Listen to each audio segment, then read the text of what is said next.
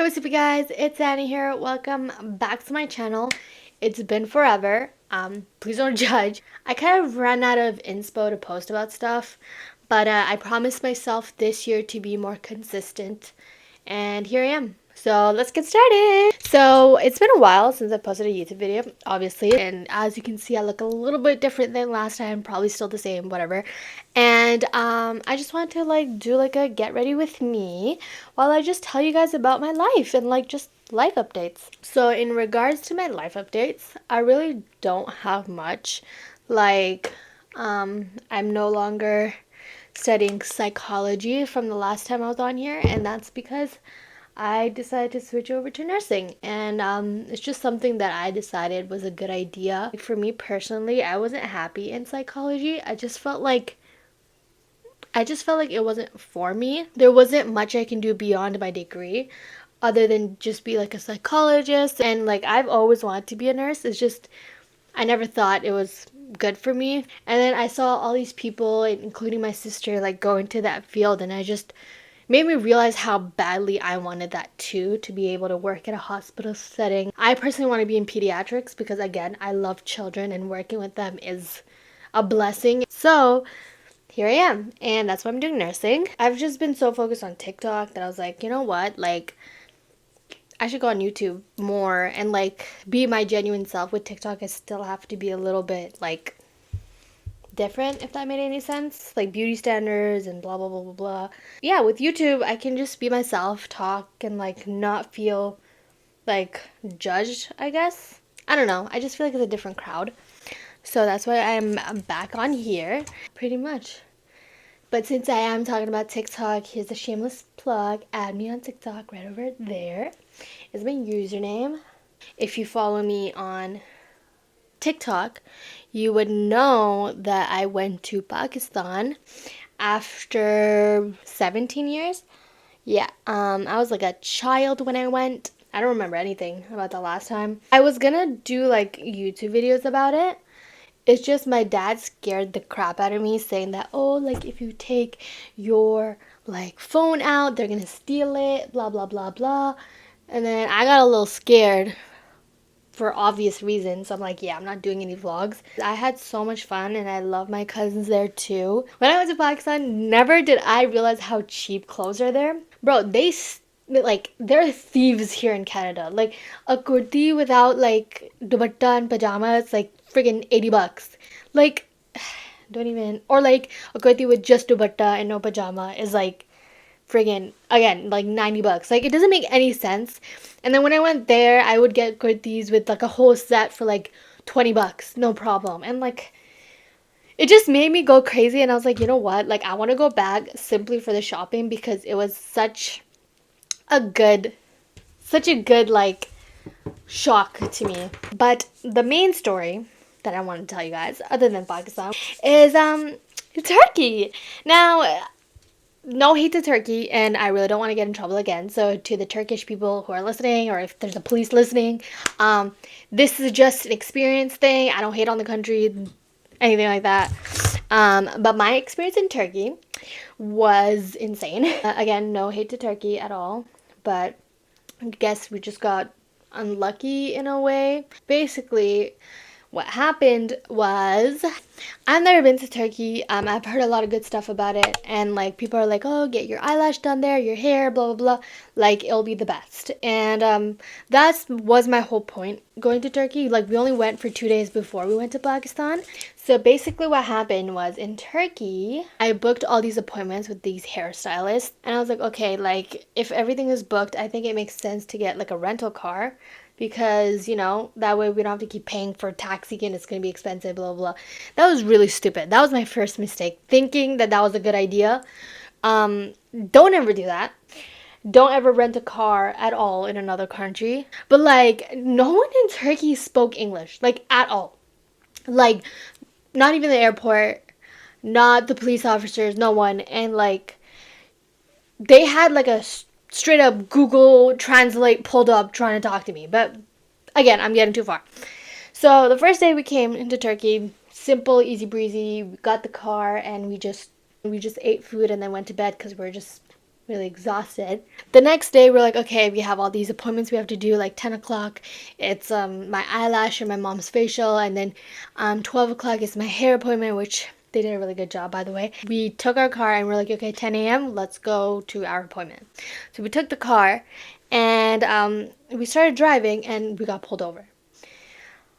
Bro, literally, my parents and I started losing our shit because we're like, what the hell? Like, why did we get pulled over? Like, we were following the traffic. We literally did whatever the guy in front of us did. So we were just very much confused as to why that was happening. So then we're like, okay, we pulled over. And like, by the way, he didn't just be like, oh, pull over. He literally was trying to block our car. So it wasn't like we can ignore the guy, like, unfortunately. But yeah, they didn't speak English. So then we're like, oh, like, is there something wrong? He's like, okay, just give us, like, on Google Translate, driver's license. And then he saw her driver's license. And then he realized we're not from here. So then he's like, okay, where's your passport? And I've never heard of someone bringing out their passport when they're traveling, because usually people keep it in their hotel in case. Because if you lose your passport, you're not leaving, you're not going anywhere, right? So we're like, we don't have it. And then he's like, and then on Google Translate, again, he's like, don't you know the law of this country? And that's when we got scared. We're like, what law? They're like, oh, it's a law in the country to have your passport on you. And then we're like, oh, no one told us this. And then was like, we have to tow your car and you have to go to the police station with us. I'm just like, excuse me, going to the police station with who now? Like, I'm not doing that. He's like, no, you have to come to the police station. You didn't follow like Turkish law, blah, blah, blah. And I'm starting to panic here because my dad's panicking. So I'm like, oh shit, like, I'm like, we never knew about this law. Like, no one told us. Like, you know, like, I can literally go to the hotel room right now. It's like a walk away. I'll go and come back. And, like, my parents are right here. So, like, you know what I mean? Like, you won't have that, like, sense of security. Like, you know, you won't. And, again, I said this on Google on his phone for him to read it. And, yeah, he's like, no, you have to come with us. I'm just like, bro, I'm not coming with you. Like, we're tourists. This never happened. And it's just like a back and forth for a good 20 minutes. Like, I kid you not, 20 minutes.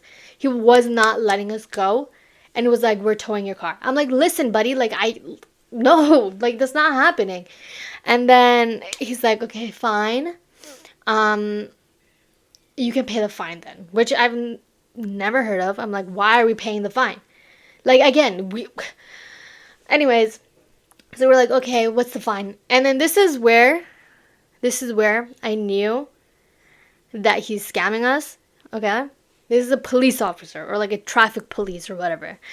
And he's like, yeah, it's $300 for your fine. And I'm like, there you go. $300? Mm-mm. And I'm like, we don't have $300 to give you. Like, he's like, okay, then what do you have? Again, another red flag that he's scamming us. I'm like, okay, we have like $50. And he's like, okay, fine. Like, you can give that. And I've never bargained out of a police ticket in my life, but I guess that worked for him. So he's like, okay, fine. Like, take it. Like, you can go. Then once we paid our fine, we're like, okay, like, can we have the receipt? Nope. Like, we just want the receipt. That way, you know, we can, like, at least we, like, this stuff doesn't happen to us again, blah, blah, blah.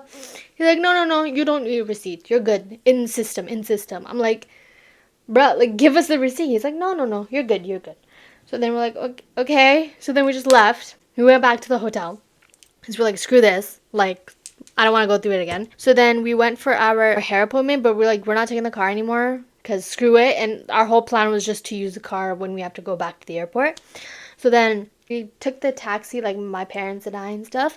So then we went to our hair appointment. That took like 4 hours. And when we came back to the hotel, oh yeah, before we left, we told the hotel like manager what happened. He's like, oh, that shouldn't have happened, blah, blah, blah, blah.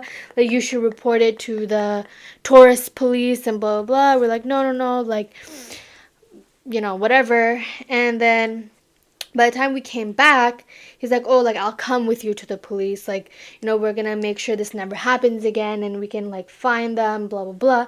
And then, you know, we're like, you know what? Maybe we might get our money back from this. So, you know, like, let's go. another big mistake because it was now like 6 o'clock or something, and we decided to go. Big mistake because our plan was after I come back from my hair appointment, we're gonna go to like the Blue Mosque and like eat there and like have fun and go shopping, blah blah.